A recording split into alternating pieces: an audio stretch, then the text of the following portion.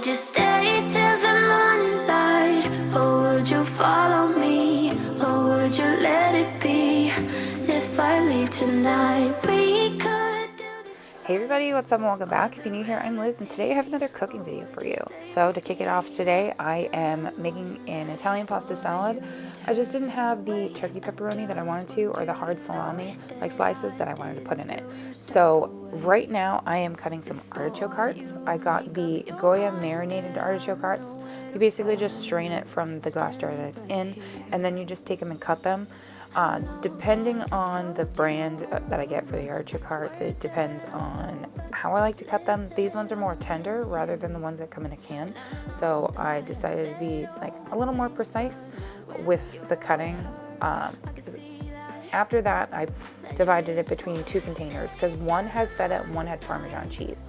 So I wanted to make sure that there was a kind of like a variety, because I have one child that doesn't like feta and one that does like feta. That's why I decided to do it that way. So now I am on to chopping up a red onion. I don't use the full thing, I only use half because both of my girls don't like red onion. I love onion and I would add the entirety to them, but no, they don't like it. So I decided to just do half an onion. So basically it's a quarter of a red onion in each of these containers, and then I will move on to adding the orzo, which is a certain type of pasta. It looks like rice. Just follow the instructions on the bag of orzo when you get it. You just boil it in water and then strain it, and you rinse it with cold water. Here I am having some grape tomatoes to put into these salads. I then add the feta cheese and Italian dressing to these. The Italian dressing I'm using is the fat-free one from Hannaford, so it's a store brand one. And once you add all that together, you just simply shake the container, or you mix it with a spoon. Would you stay till the morning light? Or would you follow me? Or would you let it be? If I leave tonight, we could do this right. We'll find the remedy. Or would you stay with me now till the morning light? Stay till the morning light. Or would you follow me? Or would you let it be? If I leave tonight, we could do this right. We'll find the remedy. This recipe is perfect for any like Friendsgivings or get-togethers that you might have with people. Everybody seems to like really love this, and they don't even realize what's in it. The traditional way to do it is with some type of meat, like a hard salami, or I do turkey pepperoni, and then you can put black olives in it and things like that. Next on our list, I am making some banana chocolate chip muffins.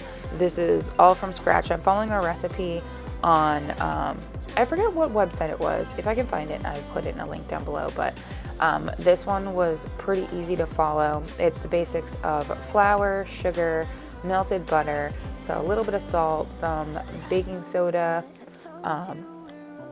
vanilla. I think I already said vanilla. So I think there was cinnamon in it too. There may or may not have been cinnamon in it. I don't know. Maybe it's my blonde brain. So at first you want to mash up your bananas. I took 3 overly ripe bananas, and I decided to like mash them. When I started doing it with my fork, I was like, this isn't working. So I used my pastry cutter. That is a major win right there. So I decided to use that. After that was fully mashed, you add in your 1 egg, your melted butter, and your vanilla to your bowl of the mashed banana. Once it's all combined together, you then add your flour to it. This didn't seem like the right consistency, so I ended up adding some milk to it. It was about like a quarter cup of milk, and it worked out well. After that, you just slightly or lightly mix in your chocolate chips. This is when I was mashing the bananas. I wanted you guys to see me actually do this process. So you've already seen me mix it. So this is adding everything together to it. So the butter, and then you mix that in lightly to it, and then it comes the egg, and then you want to mix that in, but you don't want to overly whip it, because if you overly whip it, then it will become really tough, and it's just not good at that point. Nobody wants a tough muffin. It doesn't bode well. Now is the vanilla. This is a teaspoon of vanilla.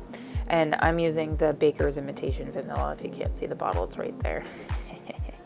And you just, same thing, same concept, you just mix that in, and then it's the same thing with all of the dry ingredients. So a lot of these baking recipes, if you didn't catch on, you want to mix all your wet and your dry separately and then combine them together. This concept kind of throws people for a loop. And here we're adding our chocolate chips. You just lightly add those in until they're blended. And then what I do is I actually used my cookie scoop to scoop these out and put them in the pan. It came out a lot easier. Normally I use my ice cream scooper, but my ice cream scooper is the Pioneer Woman one, and it doesn't have the thing that cleans the spoon. So I decided to use my cookie scooper because it seemed like a win, like an easier win in my book. Here is before scooping them in. I wanted to make sure I showed you guys. I sprayed my pan with Pam baking spray. And you want to make sure that all the cups are coated. Yes, I do get it on the face of it, and that's totally fine. Totally fine. So here it is, the same process. You're going to see me scooping the muffins into the pans, and we're going to see a nice overview of this as well. I cooked this at 375 for 17 to 20 minutes. I think I pulled them out at the 18-minute mark. Once you start smelling them, that's when you want to take them out of the oven, because that means they're done, and that means they are ready to be eaten.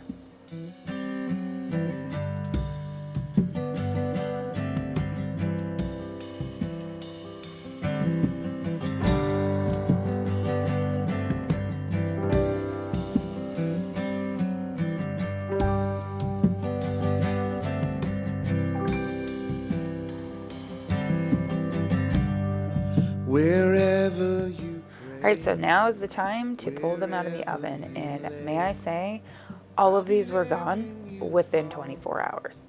Mainly because I brought some over to my sister's house. One of my nephews was staying the night there, staying the weekend there, so I decided to bring them baked goods. My nieces and nephews love when I bring baked goods over, so this is the final reveal of them. My girls loved having these for breakfast as well, and this is something I highly recommend making, especially on the weekends. If it's just like you and your kids at home, or if you have some time during the week, some downtime, definitely do something like this. Now I'm moving on to making my meatballs.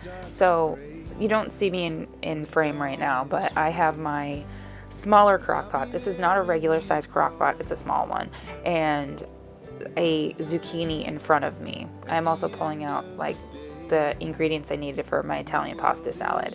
I know some of these clips are kind of out of order, but this is the way that I wanted to show you guys so you can see it.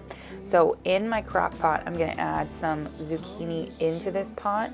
In this pot already, I have some eggplant, onion, pepper, Italian style meatballs, and tomato paste, diced tomatoes, garlic powder, onion powder, I believe it's the onion salt blend from Trader Joe's, salt and pepper, and I mixed it all together in this crock pot. I wanted to make sure that everything was combined together in a homemade sauce, so it was nice and rich and just good. I also put Italian seasoning, and I'm pretty sure I added more oregano and more parsley to it as well, just to round out that flavor.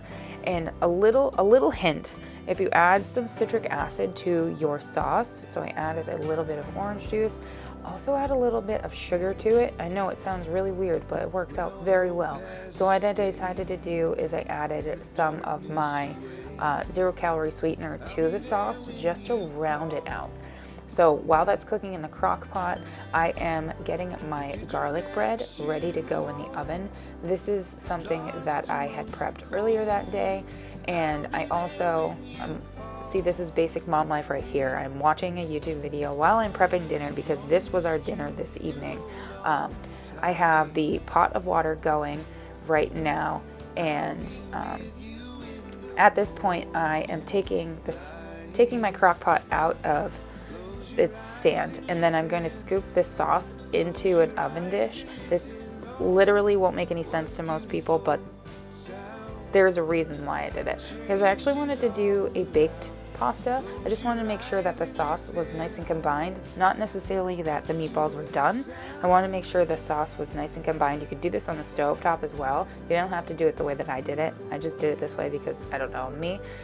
So once I add everything into the dish, I ended up putting Parmesan cheese on top of it and a little more parsley, and then I covered it with tin foil, and then I put it in the oven for an extra 45 minutes to an hour, and just so those meatballs get nice and tender and the sauce comes together and it's nice and beautiful. I cooked at 425. So the garlic bread you saw me pull apart, this is me putting it together. This is just a simple loaf of bread that I got at Target. I forget what type it was. I can look back at my shopping history and I can put it down below. But it's one of the ones that you can only get like some of the days. They don't always have it. It's by favorite day, part of their like bakery section or whatever. So I just decided to cut it in half, and I'm using the homemade butter that I made almost a month ago. I still have some and I'm very surprised. So what I wanted to do is make sure that they could kind of like marry together, make sure that the butter marries in with the bread over the course of some time, because after I put this together we actually left for the day. So that's why another reason why a lot of these clips are out of order. So what I do is I melt some of that butter. You're not going to see me do it because when I first try to put the butter on, it's too hard.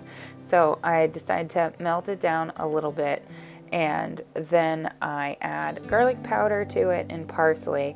And once it's melted or like softened, I then add it to the bread and I spread it around. Homemade garlic bread is super easy. I've done it many different ways before. Like I've done little brioche buns, I've done ciabatta bread, or you can just buy garlic bread, if whatever your preference is. I decided to make it just to add a little extra to the night, just to be that bougie mom, I guess, and you know, have a little homemade garlic bread. My girls loved it, my husband loved it. It was definitely a hit. Every time I try and make it, I try to make it like maybe on a different type of bread. Maybe the next time I do garlic bread, I'll make some homemade Italian bread or homemade French bread. I don't know, we'll see. So here the butter is slightly softened, like not like fully softened, like melt softened, but it's softened to the point where I can spread it onto the bread. And I'm just going to cover both sides with the butter and then wrap it in tin foil. I'm actually going to put it in the fridge so it can all like marinate together. Haven't said a word, but it doesn't matter. Feel the air get thinner. Standing in a blurry dream. No one else can see us. Live your life within the moment. And don't go wait until the morning. You never know when it is over. All that I know is we'll get older. So let us dance this night away.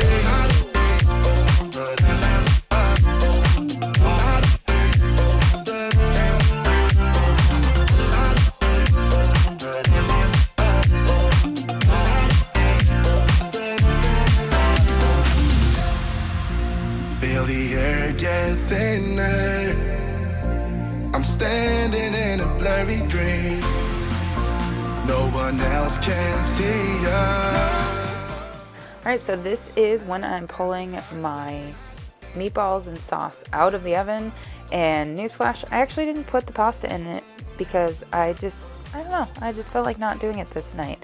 So you're going to see an overview of everything that I cooked between the pasta, the sauce, and the garlic bread. And just a nice pan over. This is actually what we ate for dinner this evening. And this is just a super simple dish that literally anybody can make. You could do it with frozen ravioli. You could do it with frozen tortellini. If you don't want to do a red sauce, you can do a white sauce. Or you could do a pesto. It all just depends on your preference. So here I am doing the overview for you so you can see the sauce. It turned out lovely. This is a protein plus rotini pasta that I did, and that is the garlic bread, but you're going to see it on my cutting board. Here it is, the final result. It turned out absolutely amazing. Those white spots is actually some cheese that my youngest put on it. Don't mind it. It's just little Parmesan cheese flakes. So I hope you guys enjoyed today's cooking video, and I'll see you guys in my next one. Bye guys. That night, and there was nothing I could do.